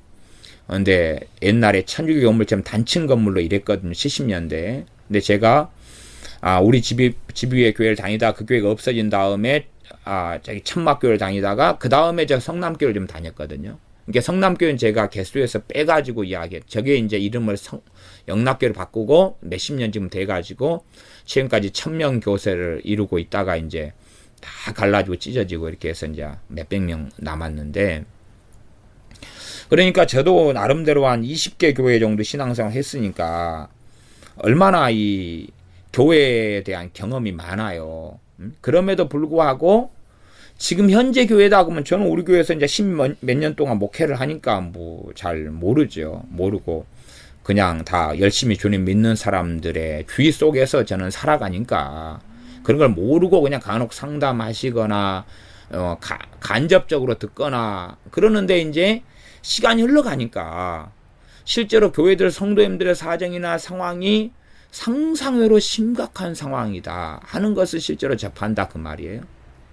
전에 기도원 사역을 할 때에 우리 동네 여수에서 가장 큰 교회 집사님들이 둘이가 기도를 받으러 왔어요. 기도를 받으러 와서 그 전에 많이 이야기를 들었는데 상상을 못했다가 우리 교회에서 제고 큰 우리 동네 큰 교회였는데 지금은 이제 두세 번째가 됐습니다만은 합동식 교회입니다. 거기는 합동이에요. 근데 그분들이 오전에 무당한테 가서 점을 봤다는 거예요. 직접 그분들이 한 이야기예요. 두 사람이. 그래가지고 점괘가 아주 안 좋게 나왔대요. 그래서 기도원에 가고 그래서 소위 말해 용하다는 목사님이나 가가지고 기도나 좀 받자. 그리고 왔대요. 자기들 이야기가. 그러면서 그 양반들은 자기 패밀리와 패거리도 있을 거 아니에요. 근데 그런 게 많대요. 그게 많대요. 그건 합동식 교회의 가장 큰 교회에 속해는 2,300명 이런 교회였어요. 그러니까 그런 걸 이제 하나씩 접하다 보니까 지금도 이제 의구심은 가지고 있죠. 그다음에 제가 아는 그것도 직접적으로는 아니고 같은 교단의 어떤 목사님이니까 그 어떤 목사님은 무당전도만 중심으로 하는 목사님이 계셔요. 근데 그분의 이야기는 그분이 이제 이렇게 뭘 쓰셨냐면 교단지에다가 이렇게 기사를 쓰셨어요. 그런 내용을 갖고 자기가 무당들 전도하는데 무당의 몇 프로가 과거 집사님들이었다. 그리고 자기가 그걸 경험하고 있다. 무당 전문인 전도를 그 양반이 하시거든요. 그런 이야기를 들으면서 야 이건 상황이 생각외로 우리는 우물 안에 개구리처럼 이렇게 내가 있는 지역에는 이렇게 있지만 상황이 심각하구나. 저는 또 실제로 어쨌든 간에 신학생들에게 말씀을 가르치고 신학을 좀 가르치고 이런 일들도 종종 했었어요. 그러니까 신학생들의 상황도 참 얼마나 심각한지를 사실은 경험하는 것도 많거든요. 그렇지만 저는 이제 그건 신학교 문제는 진작부터 알고 있으니까 한국 교회의 신학교들이 얼마나 심각하게 됐는가 알고 있어도 뭐 그런갑다. 교회의 일반 개교의 상황으로는 별로 덜 넘어왔겠지 그래 생각했지만 지금 현재 체감하는 것은 그것을 굉장히 많이 넘어섰다. 이렇게 저는 체감하고 있습니다. 13절 또 내게 이르시되 너는 다시 그들의 행하는 바 다른 큰 가증한 일을 보리라 하시더라. 그가 또 나를 데리고 여호와의 전으로 들어가는 북문에 이르시기로 보니 거기 여인들이 앉아 담무스를 위하여 애곡하더라. 여호와의 전으로 들어가는 북문이죠. 여호와의 전으로 들어가는. 이게 지금 성전 뜰, 그 다음에 성전 안, 그 다음에 그 성전 영역 속에서 벌어지는 일들입니다. 담무스를 위하여 애곡한다. 거기 여자들이. 뭐 성전으로 들어가는 북문에 그 여자들이 모여 있어가지고 담무스를 위한 애곡을 하는데 담무스는 누구냐 그러면은 이 담무스는 바사의 어떤 우상이고 신입니다. 바사의 신이고 우상인데 말하자면 이 담무스는 매년 한 6월이나 7월이 되면 음부로 내려간다고 알려져 있는 이런 이방신이에요. 이게 매년 6월이나 7월 되면 지금 현재 8월 8장 1절에 보니까 제6년 6월 5일이죠. 그러니까 6월하고 7월에 이 담무스라는 이방신이 음부에 소위 말하면 지옥이나 음부에 저승에 우리식으로 하면 내려간다. 그러니까 담무스를 위한 지옥에 가서 아이고 또 우리 신 이방신 고생 좀 하시네 뭐 이제 그런 담무스에 대한 신학적인 것까지는 제가 잘 기억은 안 납니다. 근데 이 친구가 내려가니까 담무스가 지옥에 가면 자기들 때문에 뭐 내려가는 거겠죠. 이렇게 애곡하는 사람들에게 이제 뭐 죄에 대한 용서를 가져오고 뭘 가져오고 그런 스타일 아니겠어요? 복을 가져오고 대신 뭐 값을 지불하고 이런 이야기 스토리일 테니까 6월 7월에는 담무스가 음부에 내려가니까 그를 위해서 이제 애곡하고 우는 거예요. 그래야지 소위 말하는 복을 받겠죠. 그렇게 하는 시간이에요. 그래서 그 지옥에 내려간다는 것을 다른 말로 하면 음부에 내려가는 것이 죽었다 그 말 아니에요. 그렇죠? 죽었다가 또 부활하고 살아나는 그런 거겠죠. 그러니까 결국은 말하자면 이 원수 마귀가 성경에 있는 걸 가지고 베레벨 우상과 이 마귀들에게 이 우상 숭배에 다 그 사상들 집어넣어 놓은 거죠.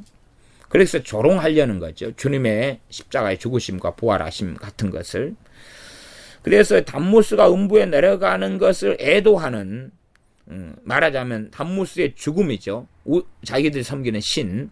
그 다음에 걔가 이제 시간 지나면 또 다시 살아나서 부활하는 거죠. 6, 7월이 그렇게 했다 그 말이죠. 그거에서 그러한 우상숭배가 당시 이스라엘에 아주 성행했다 그 말이에요.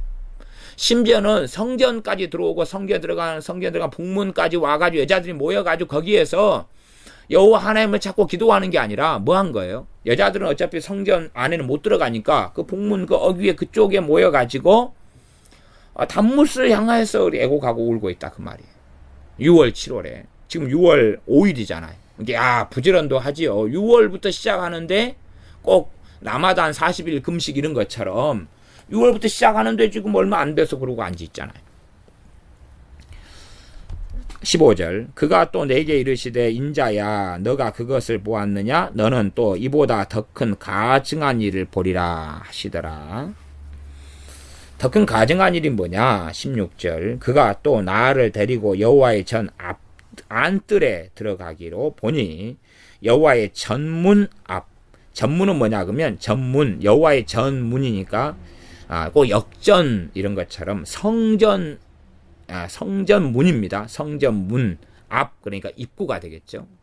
성전문 입구 현관과 제단 사이에서 약 25인이 25명이 여호와의 전을 등지고, 지금 여호와의 전 앞에서 여호와의 전을 등지고 25명이 낫을 동쪽으로 향하여 동방태양에 경배하더라.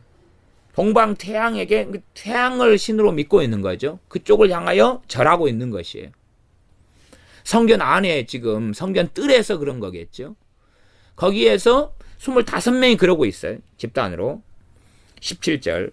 또 내게 이르시되 인자야 너가 보았느냐 유다 족속이 여기서 행한 가증한 일을 적다 하겠느냐. 그들이 강포로 이 땅을 채우고, 강포는 폭력입니다. 이 악하게, 법이 없이, 하나님 말씀이 없이 그냥 악하게 살아가는 거예요. 이게 말하자면 믿는 사람들이 이제 인격과 인성이 없어져 버리는 거예요. 한국 교회 안에 이런 법률로 고발하고 하는 거, 그 다음에 심지어 그냥 뭐 교회가 싸울 때예요. 교회가 갈라질 때 상대방 서로가 기도회를 한단 말입니다. 지금 사랑은 교회 같은 경우도 위층과 아래층으로 나눠가지고 지금 기도회 하고 있지 않습니까? 지금도 모임 가지고. 그래서 어쨌든 뭐 그런 사적 이야기니까. 이제 그런 거, 그런데 어떤 데는 상대방 기도를 방해하려고요, 목탁 방송을 틀어놔요. 누가요? 믿는 사람이요. 이게 정말로 심각한 그런 일들이 많습니다. 법적으로 가는 뭐 이런 건 어마어마합니다. 고린도전서에 뭐라고 말씀합니까? 너희가 어떻게 문제를 가지고 세상 법정에 가느냐? 그것도 판단할 그런 지혜 있는 자가 너희들 가운데 없느냐? 그리고 오히려 세상 법정에 가져가서 그렇게 하려면 너희가 당해버리는 게 낫다. 그렇게 말씀을 선언하고 있어요. 그런데 그런 것은 다 뒷단정으로 흘려보내는 이야기가 될 겁니다. 이렇게 이제 25인은 그렇게 하고, 그 다음에 17절 하반절, 그들이 강포로 이 땅을 채우고 법이 없이 그냥 자기 마음대로 행하면서 폭력을 행하고, 그래서 이런 게 너무 심하죠. 뭐 장로님들이 목사님 설교하고 있는데 가서 목사를 자꾸 끄집어 내려온 일도 있고, 다시 목사님들은 또 목사님은 장로님을 또 주먹으로 때리는 일도 있고, 뭐 별일이 지금 사실은 휴시하고 있기 때문에 그러지만은 많이 일어나고 있습니다. 또다시 내 노를 격동하고 심지어 나뭇가지를 그 코에 두었느니라. 그들이 강포로 이 땅을 채웠다. 그 말은 우리식으로 설명하자면, 야, 믿는 사람이 더하다. 믿는 사람이 정말로 안 믿는 사람보다 더 못돼 처먹었거나, 믿는 사람, 안 믿는 사람 구별 자체가 없다. 그렇게 저는 이해합니다. 제가 과거에 이렇게 안 믿는 사장님들 밑에서 막노동을 제가 많이 해봤어요. 제가 막노동을 많이 했는데, 제가 인력시장을, 대학생 때는 인력시장을 다니면서 제가 일을 했어요. 이렇게 일주일에 많을 때는 2, 3일도 제가 인력시장을 가가지고 옛날 청년 때, 대학생 때는 일을 했어요. 이게 막노동을 저는 참 많이 하고 살았어요. 그런데 이제 막노동을 하면 이제 인력시장을 다닐 때는 그날 사장님이 틀립니다. 그래서 인력시장에 당시에는 2,000원, 3,000원, 그 다음에 이제 4,000원, 5,000원 쭉 올라갔습니다만은, 제가 일을 소개받는 비용으로 이제 3,000원이나 이렇게 내고, 그 다음에 어떤 나를 부른 업자나 사장님 뒤를 따라가서 일을 해줘요. 하루 내내 시킨 일을. 이게 무슨 일을 하게 될지는 몰라요. 그러면 일을 시키는 그 사장님을 만났을 때에 믿는 사람도 많이 만날 거 아닙니까? 대한민국의 4분의 1이 신자니까, 소위 말하면. 만나면, 믿는 사람들 못돼 처먹었어요. 정말로 믿는 사장님들 못돼 처먹었어요. 그러니까, 난 믿는 사람 만나면 반가워가지고, 같이 믿음 안에서 주님을 믿는 형제고 가족이고, 그런데, 보면 그 사람들이 돈을 떼먹어요.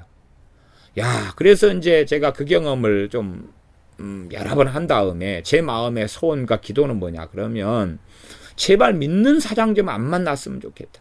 믿는 사장님들이 주로, 믿는 사장님들이 목사님은 거의 없겠죠. 교회 가서 일한 적도 있지만은 장로님들, 이런 사람들, 집사님들이죠.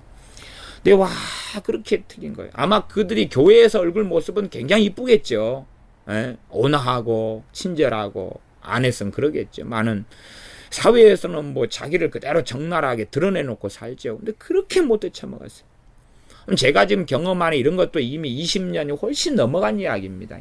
그러니까 그래서 나는 믿는 사람 만날 때 참 이거 그래서 지금 이 강포를 행하는 것은 뭐냐 하면 믿는 사람이 세상 사람하고 일단 차이가 없고 지금 이때는 이스라엘 백성이 전부 다 하나님 백성이고 믿는 백성이잖아요.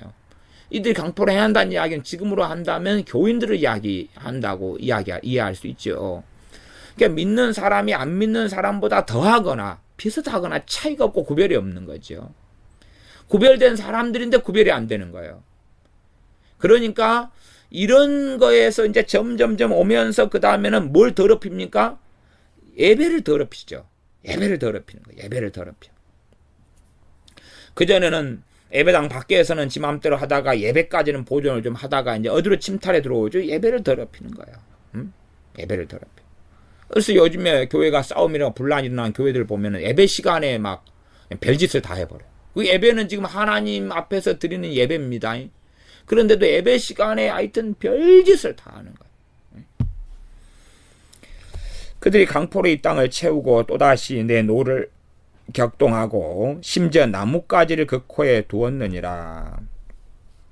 나뭇가지는 뭐냐 그러면 그 바사 페르시아의 태양 숭배에서 오는 관습이 이것이 이 나뭇가지를 코에 두고 사는 이교 의식입니다. 뭘로 사용하겠습니까? 부적이죠. 그러니까 우리식으로 한다면은 믿는 사람이 부적을 가지고 사는 거예요. 지갑에 부적을 가지고 살고 베갯잎에 부적을 가지고 살고 그럽니다. 믿는 사람이 부적을 가지고 사는 거지. 실제로 이제 합동 측 같은 경우는 예배당 안에서 십자가를 제하는 일을 가결을 했었습니다. 왜냐 그러면 십자가를 부적으로 믿는 사람이 써버리는 이런 심각한 형태를 이 합동교단의 목사님들이 목격을 했기 때문에 그래요. 그래서 이 교회 안에서 십자가를 이제 제거했어요. 물론 뭐 저희 교회 같은 경우는 예배당 안에서 십자가를 그래도 두고 있습니다만은, 근데 교인들이 십자가하고 주님을 똑같이 만들어 보면 안 되잖아요. 십자가는 상징이잖아요. 십자가에 정확한 사건이 있었고, 그 다음 그 십자가는 주님의 그 십자가의 사건과 주님의 죽으심과 부활하심과 우리 주님에 대한 상징으로 사용하는 건데, 말하자면 뭐 차 안에 십자가를 걸어놓고 그 십자가가 뭐 하는 거예요? 차를 지키는 거예요. 무사고 하도록. 이러한 걸로 쓰면 이제 우상으로 가는 거거든요. 우상. 그러니까 종교 개혁이 왜 일어났는가를 이해하지 못하고 다시금 그 상징들을 사용해가지고 우상 숭배로 들어가는 것입니다. 과거에 모세 때의 놋뱀을 통해서 하나님께서 이스라엘의 뱀에게 불뱀에 물려 죽어가는 사람들 구원하셨습니다. 그러나 그 놋뱀을 가지고 있다가 그 놋뱀을 숭배하는 걸로 이스라엘이 들어가서 놋뱀을 결국은 없앴습니다. 근데 그런 것처럼 이렇게 정말로 선하고 좋은 것들을 가지고 우상 숭배로 들어가는 것이지요.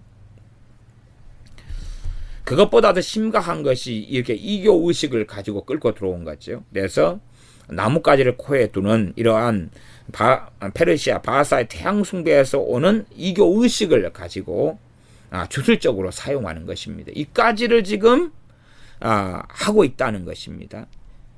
그래서 하나님께서는 17절 그 끝머리에 심지어 그렇게 말해요. 심지어 상상이 안 되는 이런 이교 의식까지 가지고 들어왔다.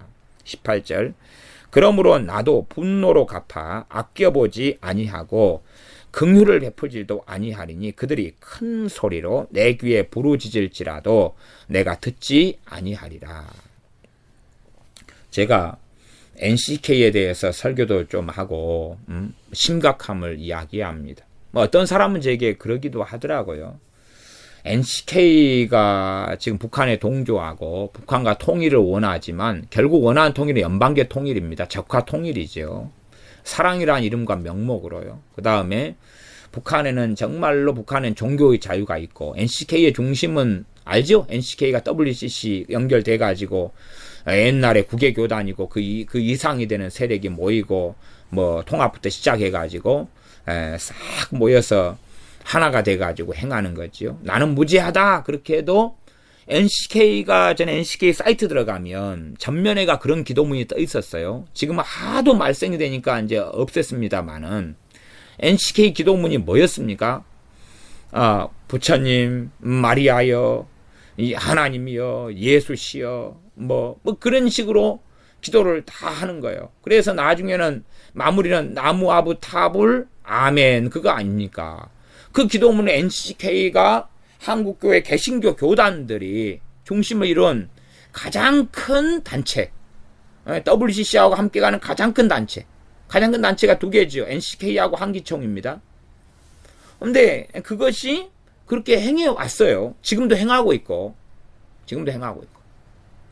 이게 북한하고 끊임없이 남북 공동 기도회를 하고, 남북 공동 기도회도 기도회 그 내용 기도문 좀 봐보세요. 그러면 얼마나 기괴한지 알 수가 있는 것입니다. 어떨 때는 아합의 영이여 오소서. 왜 아합의 영도 성령님이라는 거예요? 핍박을 당하는 눈물 흘린 자들의 영혼이여 내게 오소서. 성령이여 내게 오소서. 그들이 말하는 성령님은요, 저는 아마 성령 해방죄나 성령 모독죄에 들어갈 거다, 그렇게 저는 생각합니다. 그래서 그들은 많은 숫자가 화인 맞아버렸을 거다, 저는 그렇게 개인적으로 생각합니다. 그렇게 성령님이란 단어를 가지고 거룩한 삼위일체 하나님, 삼위의 하나님 성령 하나님에 대하여 그들은 아무 때나 성령이라는 단어를 쓰면서 결국은 이 잡신, 더러운 귀신, 마귀 이런 잡다한 것하고 섞어서 사용하거든요. 그러니까 잘 모르는 사람은 야, 우리 교파, 교단, 우리 NCK 단체, 우리 WCC는 정말로 성령 중심의 이런 단체구나, 성령님을 찾구나. 근데 그들이 말하는 그 성령님은 정말 성경의 성령님은 아닙니다. 어리석은 사람들은 어리석은 것만 보지요. 그래서 그런 NCK의 위험성, 적그리스도의 세력이라는 거, 그걸 저는 종종 이야기합니다. 그것이 이제 아마 한국교회 타락을 이끄는 주범이 될 거예요. 점점점 번쳐나가는 거고, 당장은 눈에 안 보이고 당장은 문제가 없게끔 보이더라도 점점 심각해져 가는 것입니다.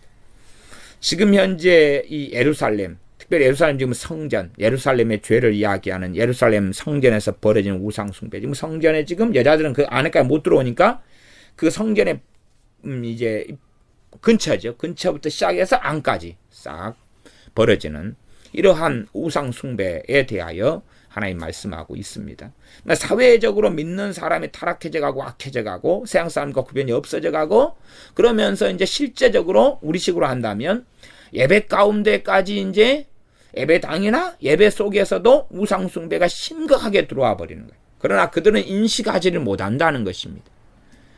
그렇게 된 다음에 하나님은 진노하시고 심판하시는 것입니다.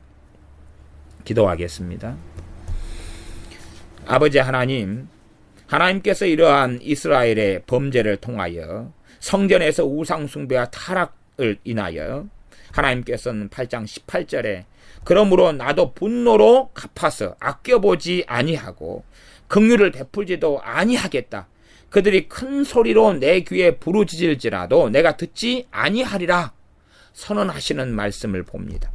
하나님께서 아껴보지 않겠고 긍휼도 베풀지 않겠다는 선언을 볼 때에 얼마나 이스라엘이, 예루살렘이, 또한 나아가 어느 때에 우리 교회들이 심각한 우상 숭배와 악으로 달려가서 얼마나 하나님을 노엽게 해드렸는가를 우리가 돌아봅니다. 그리하오매 우리 개인부터 또 우리 교회, 나아가 한국 교회, 전 세계 교회들이 이러한 가증한 일 속에 들어가지 않게 하시고, 이러한 가증한 우상 숭배로 들어가는 로마 가톨릭이 회파되며 무너지게 하시고, 거기에 어떤 사람들이라도 정신을 차리고 다시 주님께 돌아오고 구원을 얻도록 은혜를 주시며, 우리 교회 개인들이나 교회들이나 목회자들이 깨어나서 이러한 가증한 우상 숭배로 들어가고 세상 속에서 빛과 소금이 되지 아니하고 불신자하고 똑같거나 불신자보다 더 악한 포악을 행하는 강포 속에 들어가는